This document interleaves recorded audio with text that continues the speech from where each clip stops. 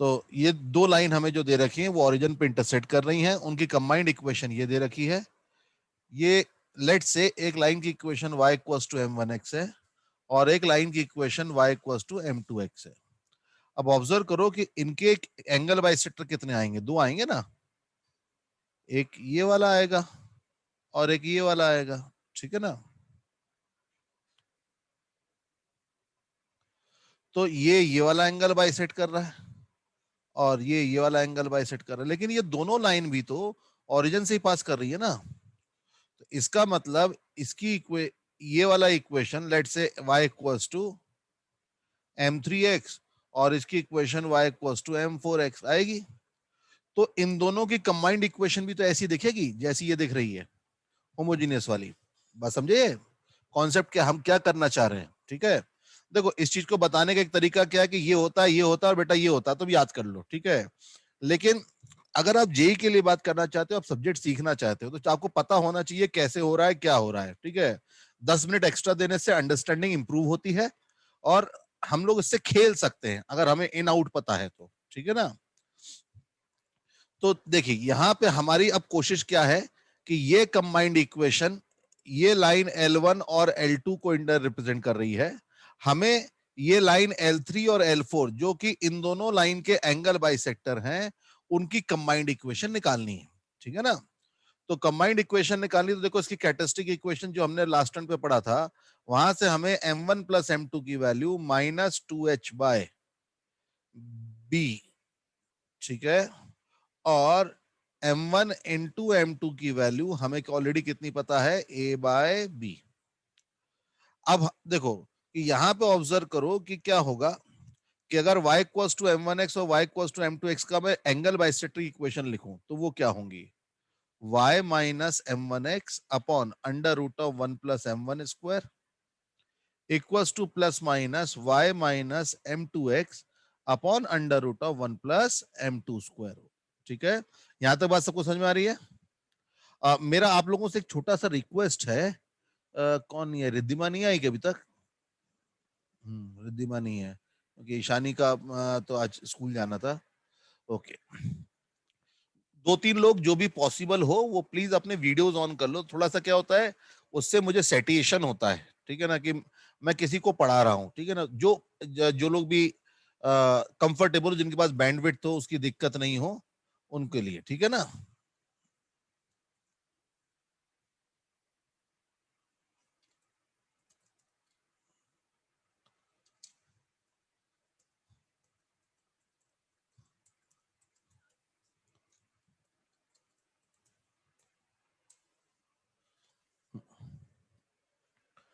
ठीक है, तो एक रिक्वेस्ट सब लोगों से ये है कि जो दो तीन लोग अगर अपना वीडियो ऑन करके रखेंगे तो मुझे दिखता रहेगा, कि मुझे भी लगेगा मैं इंसानों को पढ़ा रहा हूं, है ना। Thank you.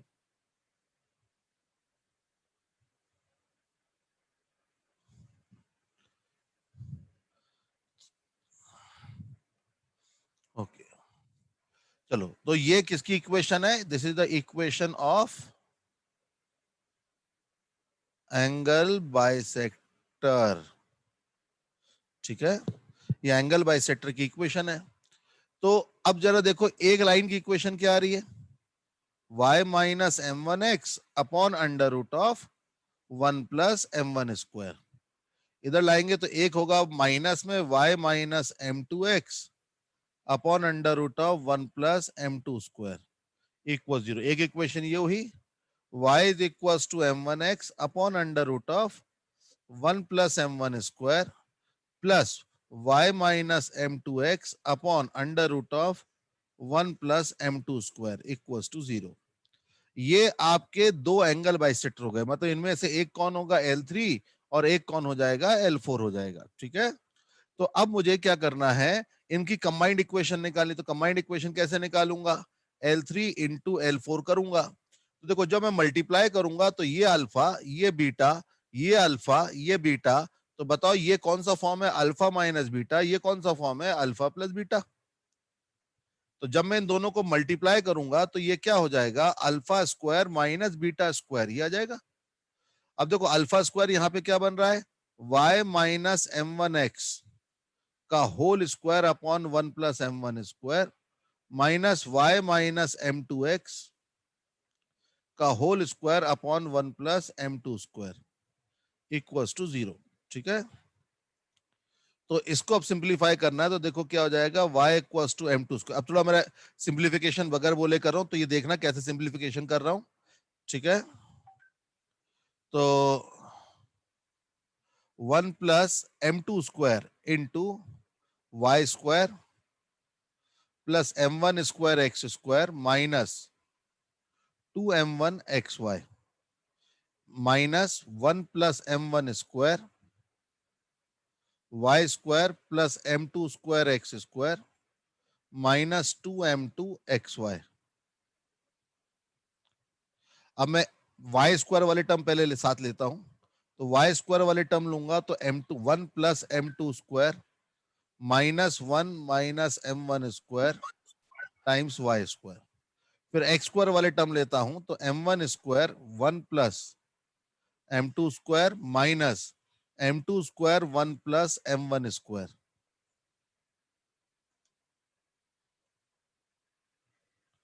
ठीक है ना, टाइम्स एक्स स्क्वायर। फिर एक्स वाई वाले टर्म की बात करें तो माइनस कॉमन ले लेते हैं, तो ये हो जाएगा 2m1 times 1 plus m2 square minus 2m2 times 1 plus m1 square times x y equals 0। देखो 1 1 कैंसिल, यहां से आप देखो कि मैं सब जगह से m2 माइनस m1 निकाल पाऊंगा। कैसे, ये तो आपका m1 प्लस m2 बचेगा वाई स्क्वायर प्लस यहाँ देखो m1 square minus m2 square, तो ये बनेगा आपका m1 माइनस m2 और m1 प्लस m2। क्यों, क्योंकि m1 m2 square m1 m2 square दोनों जगह बनेगा, यहाँ पे दोनों जगह से कैंसिल हो जाएगा। ठीक है, और बचेगा एक्स स्क्वायर माइनस, यहाँ देखो क्या हो जाएगा, ये वाला पार्ट थोड़ा सा ट्रिकी है, 2 बाहर निकाल लेता हूं तो m1 माइनस m2 एक पार्ट है plus m1 m2 square minus m2 m1 square. तो देखो सब जगह से आप एक काम करो, m1 माइनस m2 कॉमन निकाल लो, तो क्या बचेगा m1 plus m2 x square minus minus क्यों, क्योंकि यहां पे m2 माइनस m1 है, m1 plus m2 y square minus 2 times, यहां से m1 माइनस m2 कॉमन हुआ, तो देखो m1 माइनस m2 कॉमन हुआ तो ये 1, इन दोनों से m1 m2 कॉमन ले लो प्लस m1 m2 और ये एक्स वाई।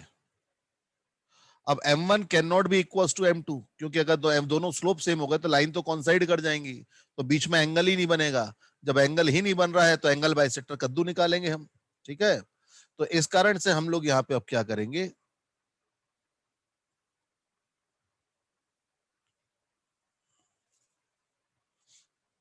तो अब सिर्फ ये वाला पार्ट 0 होगा, तो देखो ये क्या बन रहा है, m1 प्लस m2, ठीक है, x square minus y square is equal to twice of x y into 1 plus m1 m2।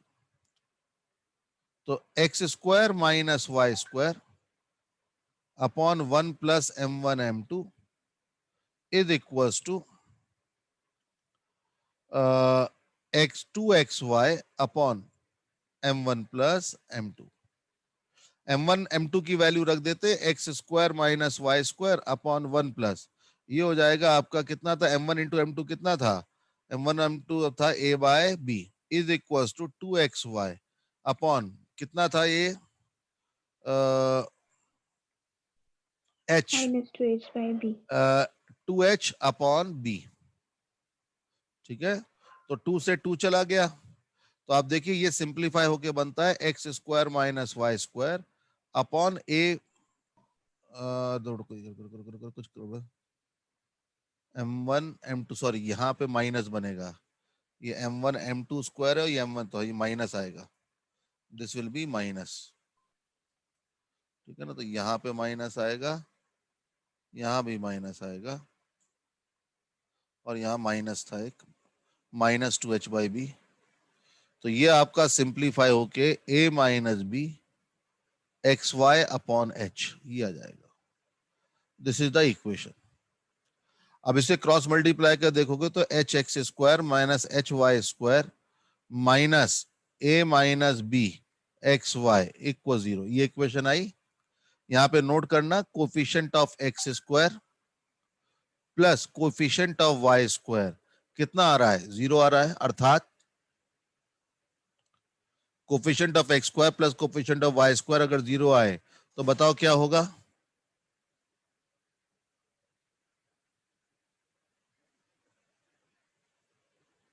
Pair of straight line में अगर coefficient of x² plus coefficient of y² अगर 0 होता है तो क्या होता है? Aditya,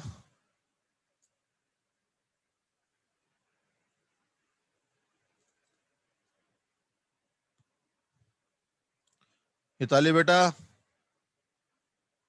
pair of straight line में अगर a + b 0 होता है या coefficient of x² plus y² 0 होता है तो क्या होता है?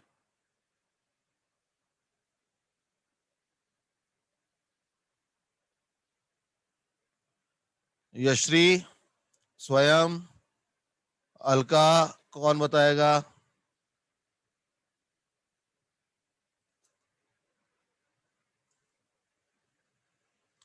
वैष्णवी, तू भी चुप बैठी है? सब के सब मतलब बैठ के बस वीडियो देखते हो है? ये देखो,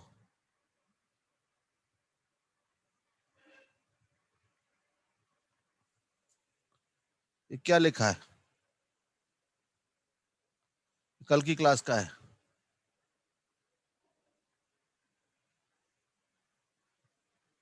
क्या हो जाएंगे? परपेंडिकुलर होंगे ना? Yes, sir. Lines will be perpendicular. तो इसका मतलब दोनों एंगल बाइसेक्टर म्यूचुअली परपेंडिकुलर होंगे, और वो वैसे भी होते ही है। ठीक है ना? समझ में आया? तो कुल मिला के जितनी भी हमने अभी राम कहानी पढ़ी, इससे हम लोग क्या सीखे कि अगर इसका शॉर्ट में अगर हम लोग बात बोलें, ठीक है, ये और ये, ठीक है, ये दो लाइन दे रखी हैं। अगर इन दो लाइन की combined equation ax² plus 2hxy plus by² equals to 0 है, तो equation, combined equation of angle bisector is equals to x² - y² upon, याद रखने का तरीका क्या? x का कोफिशिएंट कौन था? a, y का कोफिशिएंट कौन था? b, minus is equals to xy का कोफिशिएंट कौन था? h। This is the equation of angle bisector. ठीक है? अगर मैं आपसे बोलता हूं कि 3x² minus 4xy plus y² equals to 0, ये पेयर ऑफ लाइन दे रखा है। ठीक है? मुझे इसके एंगल बाइसेक्टर की इक्वेशन चाहिए। अब इसके एंगल बाइसेक्टर इक्वेशन चाहिए तो बताओ क्या हो जाएगा? Simple simple, x² minus y² upon 3 minus 1 is equals to xy upon -2। ठीक है? तो ये आपका x² minus y² equals to -xy, x² plus xy minus y² equals to 0। This is the combined equation of angle bisector. समझा? Yes, sir. कौन कम हो गया?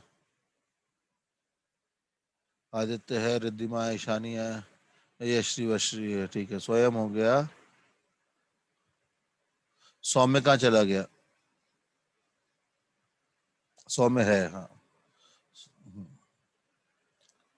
सौम्य है, स्वयं है, हिताली है, अलका है। कौन गायब हो गया? आ गया, आ गया, ठीक है। चलो चलो, तो इस तरह से आ जाता है। देखो याद करो कि कल हम लोगों ने एक क्वेश्चन करा था, इसमें इसका यूज कर सकते हैं। कौन सा क्वेश्चन था? देखो ये वाला इधर,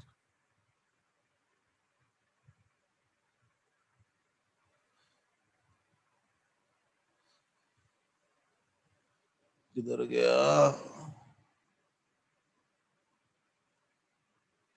वो एंगल 60 वाला, किधर चला गया? हाँ ओके, ये देखो ये वाला क्वेश्चन था ना।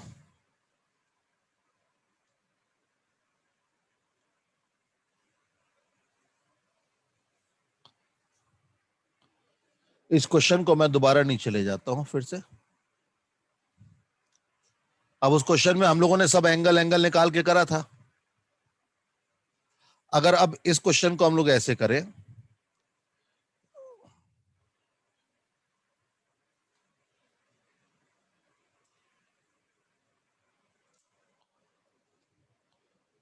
ये एक लाइन है, अरे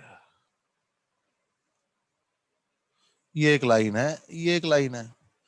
अब ये लाइन इसके साथ इक्विलेटरल एंगल बना रही है, तो इक्विलेटरल एंगल बना रही है तो देखो इसके लिए सबसे पहले तो ये एंगल 60 आना चाहिए।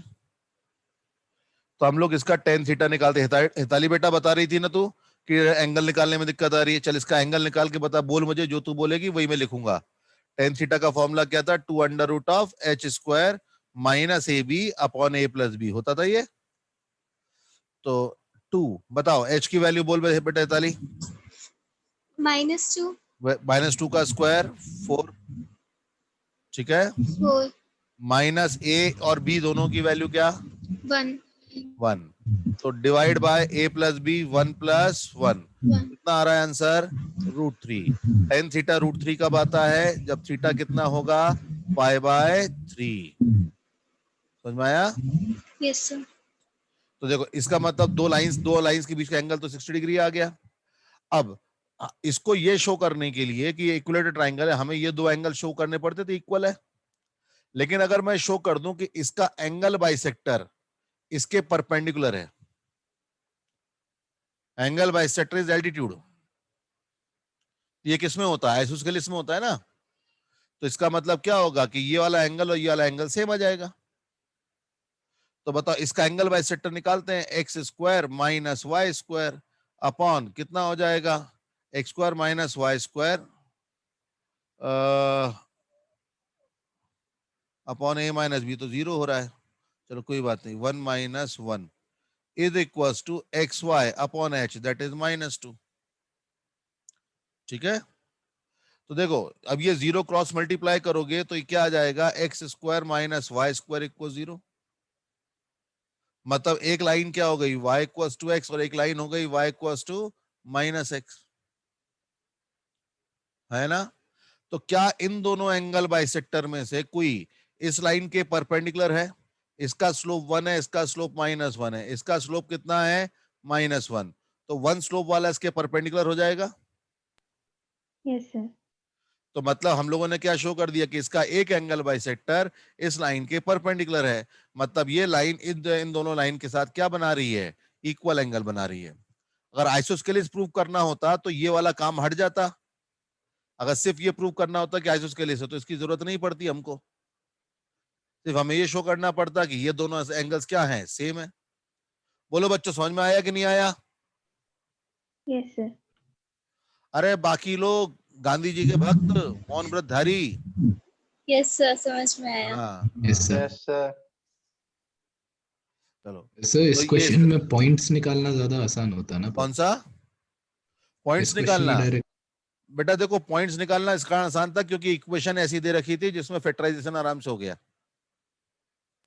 अभी मान लो यही इक्वेशन के रूट होते हैं ना, √2 + 1 और √2 - 1, तो आपकी राय बदल जाती सही बात है। है ना। तो वो एक शेर था ना कि मेरे बारे में कोई राय कायम ना करना, कल वक्त बदल जाएगा तो तेरी राय बदल जाएगी।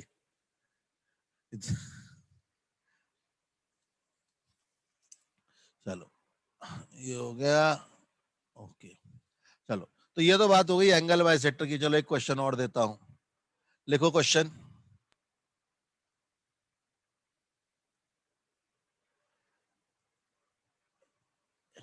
if the line pair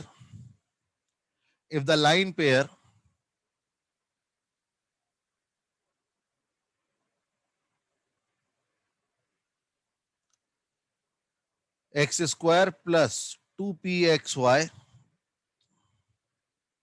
minus y square equals to 0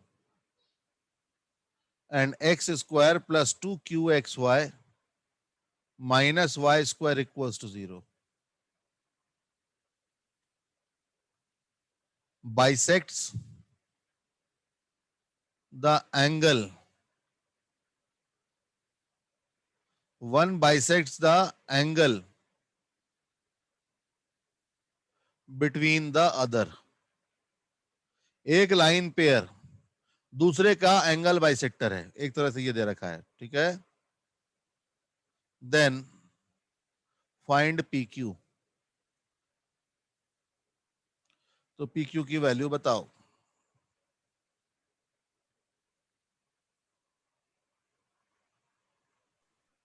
sir वो पहला इक्वेशन माइनस वाई स्क्वायर है ना? हाँ, ये भी माइनस वाई स्क्वायर, ये भी माइनस, दोनों म्यूचुअली परपेंडिकुलर है, तभी तो ये पॉसिबल है ना, कि अगर ये दो लाइन परपेंडिकुलर है तो ये इसको एंगल बाइसेट कर रहा है, ये इसको बाइसेट कर रहा है, तो दोनों एक दूसरे को बाइसेट कर रहे हैं.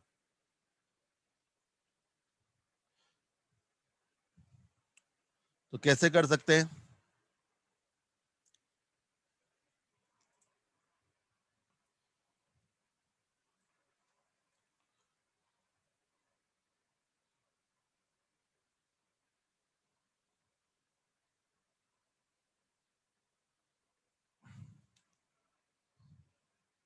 X square plus 2pxy minus y square equal 0, इसका एंगल बाइसेक्टर की इक्वेशन क्या होगी?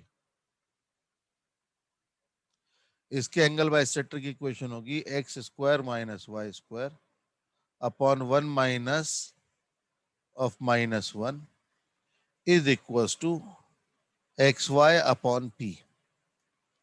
तो ये हो जाएगा P x square minus 2xy minus P y square, है ना. This is the equation of angle bisector of this. लेकिन हमें दे रखा है कि इसका एंगल बाइसेक्टर कौन है? X square plus 2qxy minus y square equal 0. मतलब ये वाली लाइन और ये वाली लाइन सेम है. अगर ये दोनों सेम है तो कोफिशिएंट कैसे होंगे? प्रोपोर्शनल होंगे.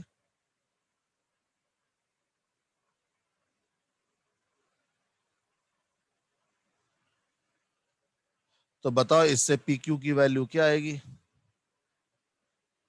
P Q is equal to -1.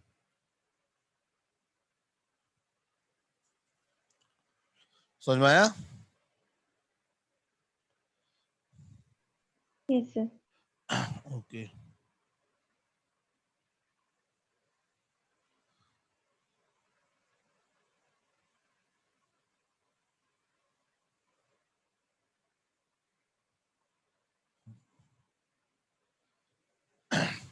अगला क्वेश्चन. तो ये दो लाइंस को रिप्रेजेंट कर रहा है. ये क्वेश्चन में ये दो लाइंस आपका कंबाइंड इक्वेशन आपको दे रखा है. आपको ओरिजिन से पास करने वाली, ठीक है, पासिंग थ्रू ओरिजिन,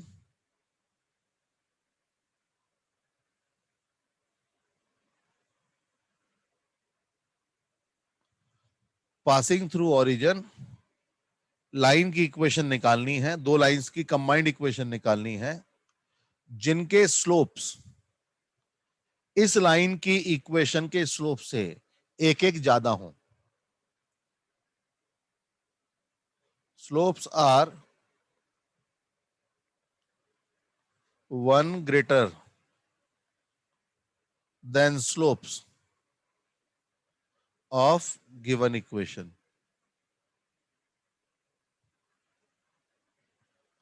अर्थात अगर इन दोनों लाइंस के स्लोप m1 और m2 हैं तो मुझे ओरिजिन से पास करने वाली ऐसी लाइन की इक्वेशन चाहिए जिनके स्लोप m1 + 1 और m2 + 1 हो. बताओ कैसे करेंगे?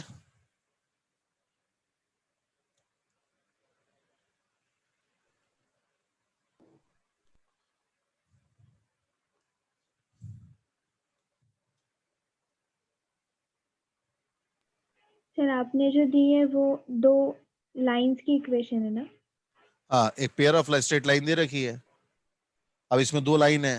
अब मुझे ऐसी 2 लाइन की कंबाइंड इक्वेशन चाहिए जो ओरिजिन से पास करे और उस दोनों लाइंस के स्लोप इन दोनों लाइंस के स्लोप से एक एक ज्यादा हो।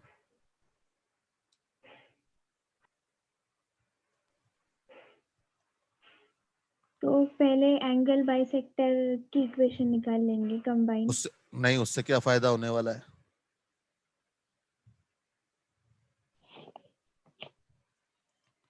देखो, ओरिजिन से अगर कोई लाइन पास करेगी तो वो ऐसी ही होगी ना, ax² + 2hxy + by² = 0।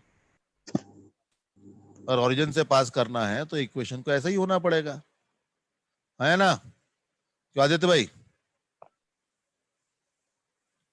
हाँ सर। क्या बोलते हो?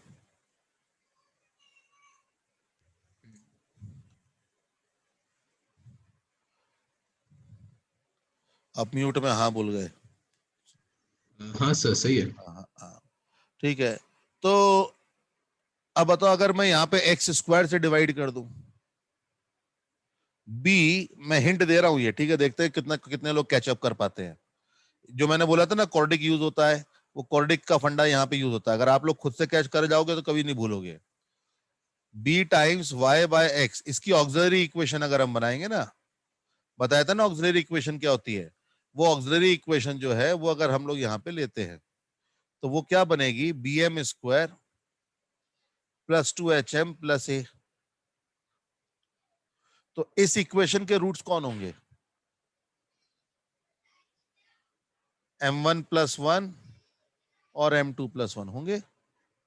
अच्छा, इसकी ऑक्सिलरी इक्वेशन बनाओ। इसकी ऑक्सिलरी इक्वेशन क्या बनेगी? 2m² + 3m + 1। तो इस इक्वेशन के रूट क्या है?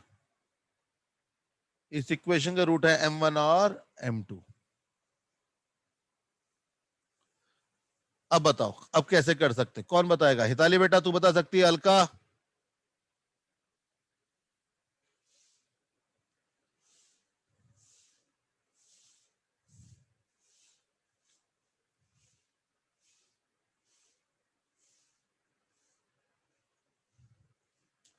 कौन बताएगा?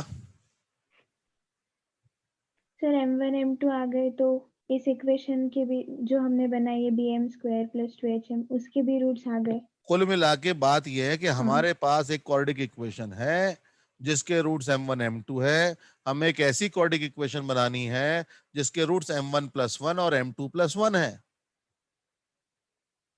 ठीक है, तो जब वो क्वाड्रिक बन जाएगी तो आपके पास ऑक्सिलरी इक्वेशन आ जाएगी, और ऑक्सिलरी इक्वेशन में m की जगह y/x रख दोगे तो आपके पास इक्वेशन आ जाएगी रिवर्स। मतलब जो मैं आपको यूं लेके आया आप इसको यूं चले जाना। ठीक है, समझा? है ना? हिताली बेटा, अलका बेटा, समझ में आया? सौम्य में क्या बात कर रहा हूं, क्या चीज समझ में आई? Yes, sir. ओके।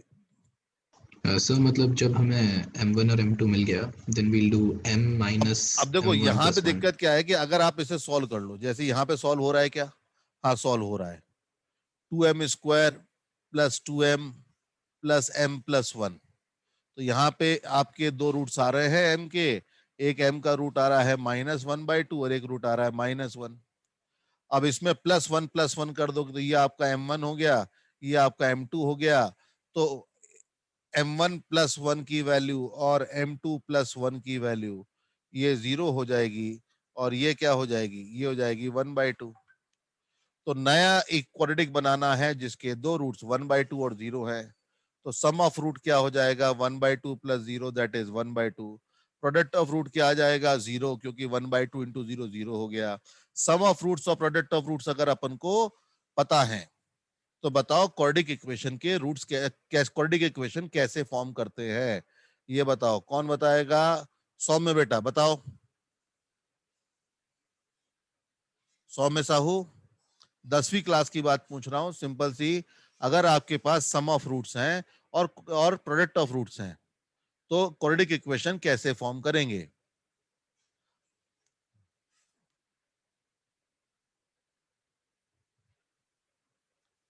देखो एक चीज, आप लोग बताने से, मतलब कोई आंसर बताने से डरा मत करो बेटा आप लोग, ठीक है ना? डरा मत करो। क्यों? क्योंकि अगर तुम गलत बताओगे तो मुझे पता तो चलेगा तुम गलत आता है, तो मैं सही कर पाऊंगा, है ना? तो जो पता है वो बताओ तो सही। ये, और दूसरी चीज समझो कि मैं तुमसे डाउट इस कारण नहीं पूछता कि मुझे तुम्हें जलील करना है, या मैं तुम्हारी बड़ाई करनी है या बुराई करनी है, ऐसा नहीं है। मैं पूछता इस कई चीजों के लिए पूछता हूँ कि आपको समझ में आ रहा है कि नहीं आ रहा है, आपको सही समझ में आया कि नहीं आया, आप बता पाओगे ना? तो बताओ सौम्य बेटा बताओ। अगर सम ऑफ रूट्स और प्रोडक्ट ऑफ रूट दे रखा है तो कैसे निकालेंगे इक्वेशन?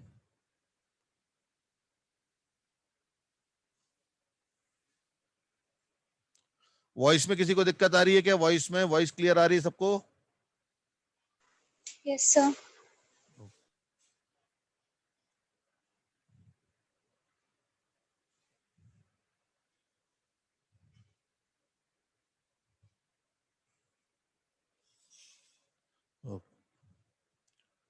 सौम्य बेटा बताओगे? अलका बेटा आप ही बता दो।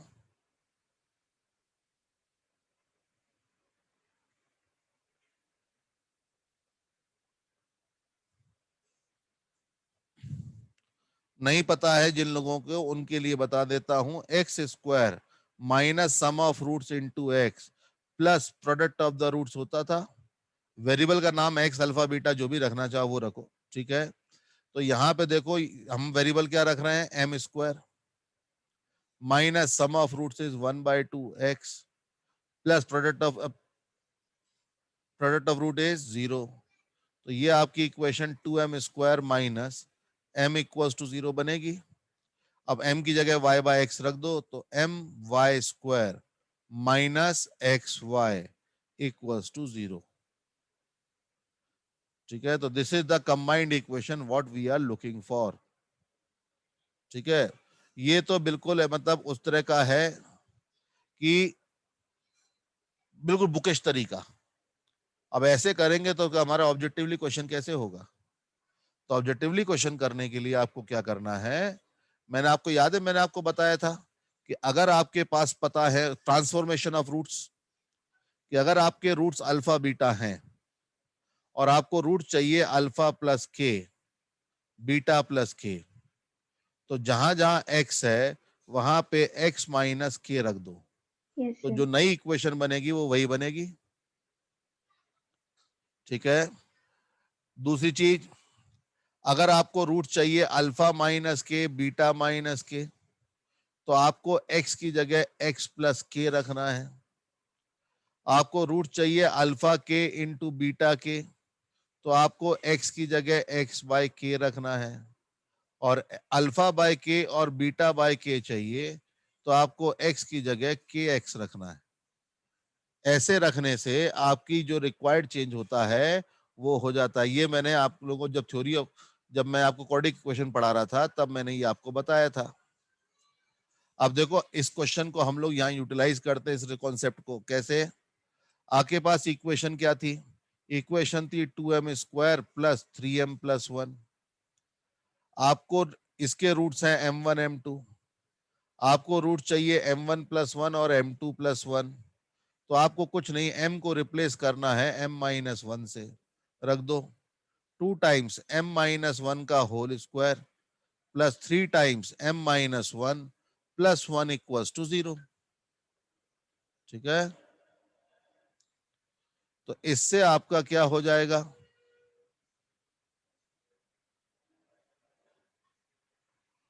इससे आपका आ जाएगा twice of M square minus 4m plus 2। ठीक है, प्लस 3m माइनस 3 प्लस 1, तो देखो कितना हो रहा है, ये आ रहा है 2m square minus m equal 0। आ गया। इतने बड़े करने की बजाय ये हमारा सिंपल डायरेक्टली इतने में आ गया। समझ में आया? Yes sir.